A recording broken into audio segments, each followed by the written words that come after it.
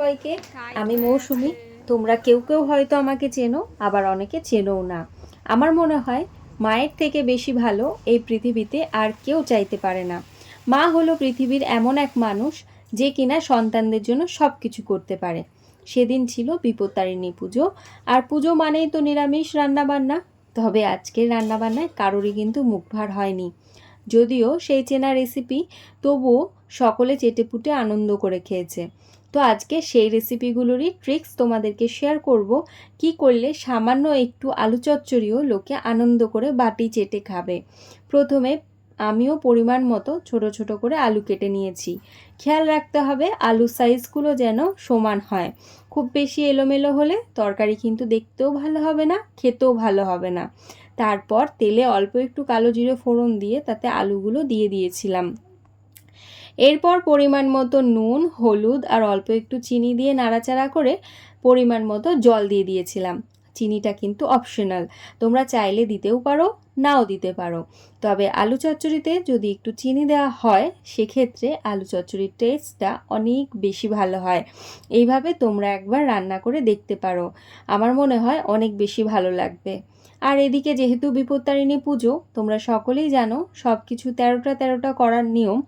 আমিও সেই জন্য ময়দার একটা বড় সাইজের ডো কেটে নিয়েছিলাম। সেটাকে পুরো চাকির মতো গোল করে বেলে নিয়েছি। তারপর এইরকম একটা স্টিলের গ্লাসের সাহায্যে গোল গোল করে কেটে নিয়েছি। তাতে 13টা লুচি করার সময়টা কিন্তু আমার অনেক কম লেগেছে। যেহেতু একেবারে 4 থেকে 5টা লুচি আমার রেডি হয়ে গেছে, তাই আমার সময়টাও অনেকটা কম লেগেছে। দেখো কি সুন্দর ফুলেছে প্রত্যেকটা লুচি। এদিকে আমার আলু চচ্চড়ি কিন্তু হয়েই এসেছে। এবার নুন চেক করে নামিয়ে দেব। জানো তো, আমার বাড়িতে এক একজন এক এক রকম খাবারের বায়না করে। আমার বাবা একদমই লুচি খেতে পছন্দ করে না, তার আবার খিচুড়িটা বড্ড প্রিয়। খিচুড়ি অবশ্য আমিও খুব ভালোবাসি। সেদিন দুপুরবেলায় আমার বাবাই আতপ চালের খিচুড়িটা রান্না করেছিল।